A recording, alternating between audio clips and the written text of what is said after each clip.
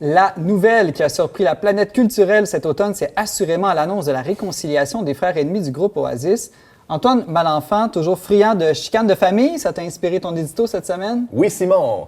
Alors, tous ceux qui vivent sous une roche, comme Benjamin peut-être, Je suis très bien. Hein. ont sûrement manqué la saga qui a animé tous les tabloïds anglais dans les 30 dernières années. Et là, je ne parle pas de la querelle entre les princes Harry et William, les princes héritiers de la couronne britannique. Non, non. Alors, de quel conflit intrafamilial est-il question ici? Je parle bien sûr de la guéguerre qui a opposé les frères Liam et Noël Gallagher du groupe Oasis.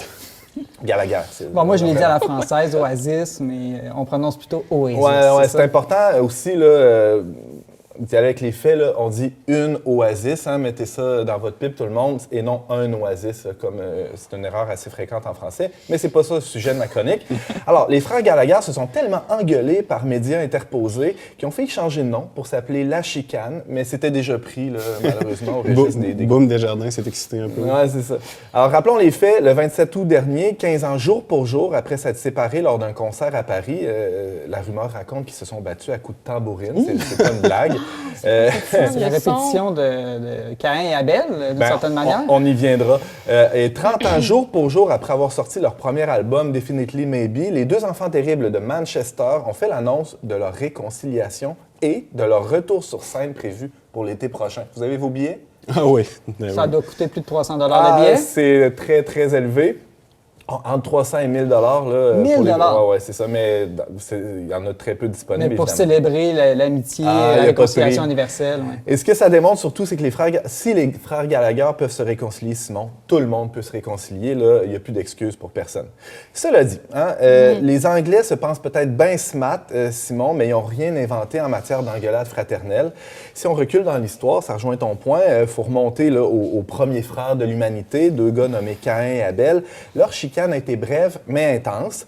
Pour résumer l'histoire, ça s'est terminé quand Caïn, à court d'arguments, il a sorti ses gros bras, il a rangé son petit cœur et sa cervelle dans un tiroir, s'est rué sur son pauvre frère Abel et lui a éclaté la sienne. Alors, pas besoin de vous dire que ça me rappelle de douloureux souvenirs d'enfance. Je ne m'étendrai pas là-dessus. Oh, OK. Pourquoi?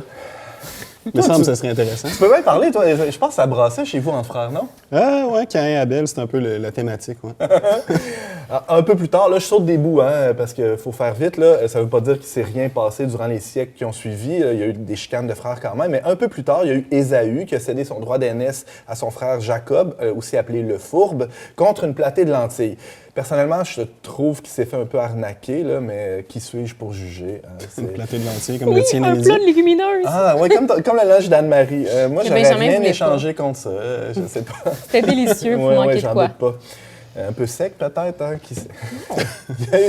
Un peu plus tard, il y a eu aussi Joseph qui a été vendu par ses frères. Ça, à la maison, il faut en convenir tout de suite, on fait pas ça. T'as beau être en colère contre ton frère, c'est pas une raison pour le garrocher dans le fond d'un puits et ensuite le vendre à la première caravane de marchands d'esclaves qui passe par là. Hein? On s'entend là-dessus? Mais ça peut être intéressant comme spot, le fond d'un puits, je sais pas. Il y a de l'écho. Ça y a pas mal réussi. Mes frères m'ont déjà mis dans sécheuse. C'est sûr que tu l'as mérité. Alors, clairement, ça prend pas un bac en théo à l'Université Laval pour comprendre que dans le grand plan de Dieu, il veut qu'on devienne tous des frères et sœurs, Simon. Ça implique qu'on se côtoie pour se connaître les uns les autres et qu'on se connaisse assez pour s'aimer et qu'on s'aime assez pour savoir ce qui fait souffrir l'autre, et oui. Et qu'on soit assez bête pour se servir de cette info pour appuyer ensuite sur les bons bobos du frère ou de la sœur en question. Dieu merci. L'histoire des conflits fratricides ne s'arrête pas là. Jésus, le Fils de Dieu lui-même, est venu sur terre, Simon. Je t'apprends quelque chose, peut-être? Apparemment, tu as l'air surpris. Apparemment, il n'avait pas de Je me dis, c'est le moment homélie, il faut que je sois attentif. Oui, ça s'en vient. Apparemment, Je pensais que c'est là qu'il fallait arrêter d'écouter. Ça dépend où tu vas, hein? Vas-y, Antoine, avance. Là. Apparemment, il n'y avait ni frère ni sœur, hein, Jésus, probablement pour mieux devenir le frère de tous et pour nous dire d'aimer nos ennemis, spécialement si c'est le prochain, c'est-à-dire bien souvent nos frères et sœurs. Mais il n'est pas juste venu pour nous le dire, il est venu pour le faire. Et attention, alerte à la finale quétaine, comme c'est mon habitude. C'était pas déjà commencé? C'était pas la finale!